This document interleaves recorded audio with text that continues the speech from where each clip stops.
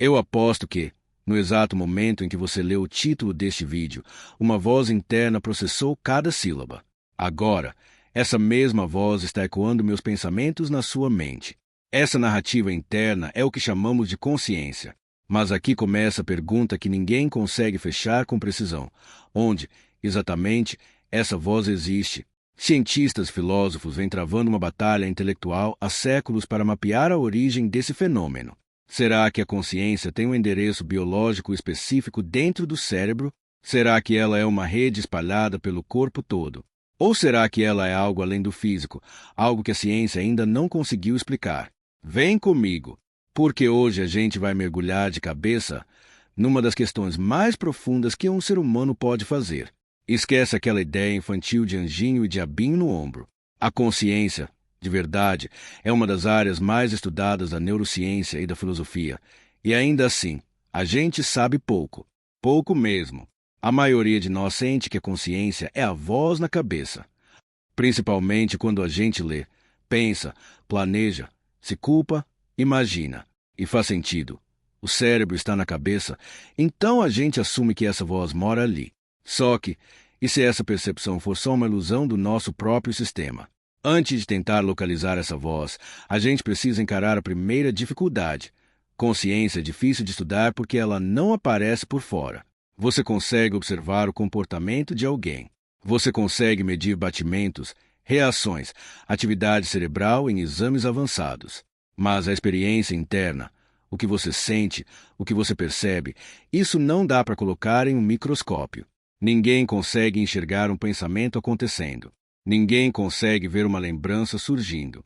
E é por isso que, até hoje, neurocientistas e filósofos não chegaram num acordo sobre o que, exatamente, gera consciência. E não é por falta de tentativa. Lá no século XVII, René Descartes, um dos filósofos mais influentes da história, lançou uma hipótese que virou um marco. Ele acreditava que a consciência morava numa parte específica do cérebro, a glândula pineal. Para ele, aquele seria o ponto de conexão entre uma mente material e um corpo físico. Em outras palavras, o endereço da alma dentro da cabeça. Hoje a gente sabe que a pineal tem funções hormonais, como produção de melatonina e regulação do sono. Mas ela não parece ser o trono da consciência. Mesmo assim, Descartes foi um dos primeiros a definir com força um dilema que ainda está vivo. A mente é uma coisa separada do corpo, ou é só um produto do corpo? E a ciência moderna, o que diz? Dá para apontar uma região do cérebro e afirmar: tá aqui, isso é consciência. Resposta curta: não. O que a gente encontra é algo mais complexo. Parece que a consciência depende do cérebro inteiro trabalhando junto, em rede, em sincronia. Mas algumas pesquisas deram pistas interessantes.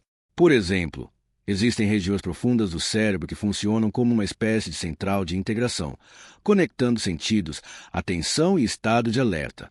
Dois nomes aparecem sempre nessas investigações: o tálamo central e a formação reticular no mesencéfalo. Essas estruturas fazem parte do sistema que regula se você está acordado e consciente ou apagado, como se fosse um mecanismo de liga e desliga do estado consciente. Mas isso ainda não explica tudo, porque estar acordado não é o mesmo que ter experiência consciente. A grande dúvida é quais partes do cérebro realmente geram a experiência subjetiva, a sensação de eu estou aqui, eu sou eu percebo o mundo. E é aqui que nasce uma disputa pesada entre teorias. Uma das mais famosas é a teoria do espaço de trabalho global. Ela diz que a consciência funciona como um palco no cérebro. Quando algo se torna consciente, um som irritante, uma cor chamativa, alguém dizendo seu nome, é como se isso fosse colocado num palco iluminado pela atenção. E esse palco estaria mais ligado às áreas frontais do cérebro, como o córtex pré-frontal. Só que existe outra teoria rival, a teoria da informação integrada. Ela começa definindo consciência de um jeito mais abstrato. Ela diz que a consciência surge quando o sistema processa informação de forma integrada e interconectada. Ou seja, quanto mais informações conectadas o sistema consegue unir, mais consciência ele teria. E, segundo essa teoria, esse processamento pesado estaria mais nas regiões posteriores do cérebro, na parte de trás. Então entende a treta. Uma teoria aponta para frente, outra aponta para trás. Quem está certo? Para tentar resolver isso, vários laboratórios se uniram em um grande experimento, colocando voluntários em máquinas de imagem cerebral e analisando o que acontece no cérebro quando uma informação vira consciente. E o resultado foi quase cruel. Nenhuma das duas teorias acertou 100%. Não apareceu aquele clarão frontal que a teoria do palco global previa. E também não surgiu o padrão prolongado de integração posterior que a teoria da informação integrada dizia que seria inevitável. O que isso sugere? Que a consciência não está só na frente e nem só atrás. Ela parece ser mais distribuída, mais dinâmica e mais complexa do que as teorias atuais conseguem mapear. Esse estudo levantou mais perguntas do que respostas. E ele foi tão impactante que dois gigantes da área, o neurocientista Christoph Koch e o filósofo David Chalmers, tiveram que encerrar uma aposta que durou 25 anos. Lá em 1998, Koch apostou que em 25 anos a neurociência explicaria como a consciência surge no cérebro. Em 2023, ele admitiu, não deu. E isso é um sinal claro de uma coisa: a gente ainda está longe de entender totalmente quem nós somos por dentro. Mas agora vem uma pergunta ainda mais provocadora. Se a consciência depende do cérebro, então quando o cérebro para, a consciência apaga, ou ela pode continuar de algum jeito. É aqui que entram as experiências de quase morte. Relato de pessoas que, clinicamente, estiveram no limite, parada cardíaca, ausência de pulso, reanimação e mesmo assim relatam coisas muito específicas. A sensação de sair do corpo, ver o ambiente de cima. A vida passando como um filme, um túnel, uma luz, uma presença, um estado de lucidez intensa.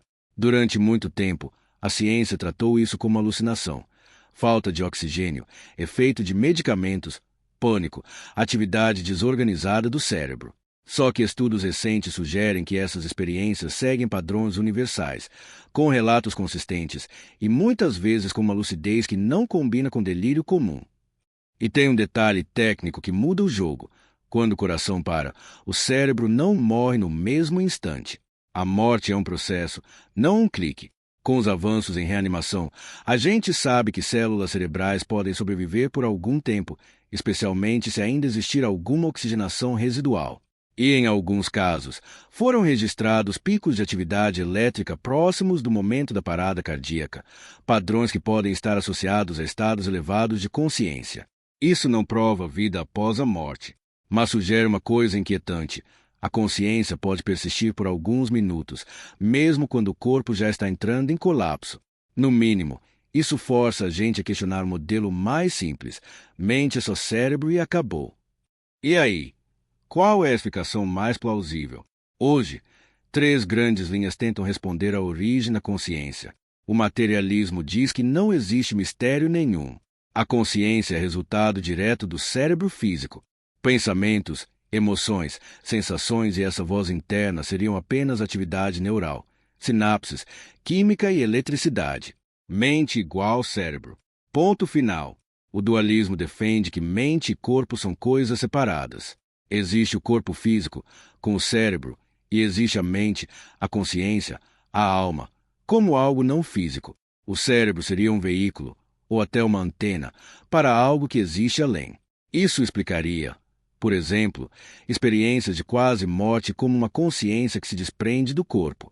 O problema é que o dualismo sofre críticas porque não existem evidências concretas de uma substância não física interagindo com o cérebro de forma mensurável. E aí vem o emergentismo, tentando fazer a ponte. Ele concorda que existe só o mundo físico, mas diz que a consciência é uma propriedade especial que emerge quando a matéria atinge um nível alto de complexidade. Pensa na água. Hidrogênio e oxigênio separados não são molhados. Mas quando se organizam de um certo jeito, surge algo novo, água, com propriedades únicas. O emergentismo diz que a consciência seria assim. Ela não existe no neurônio sozinho. Mas quando bilhões de neurônios se conectam em rede, com altíssima complexidade, surge algo novo, a experiência consciente. Então agora eu devolvo essa pergunta para você. Onde você acha que mora essa voz que você escuta quando ninguém está por perto?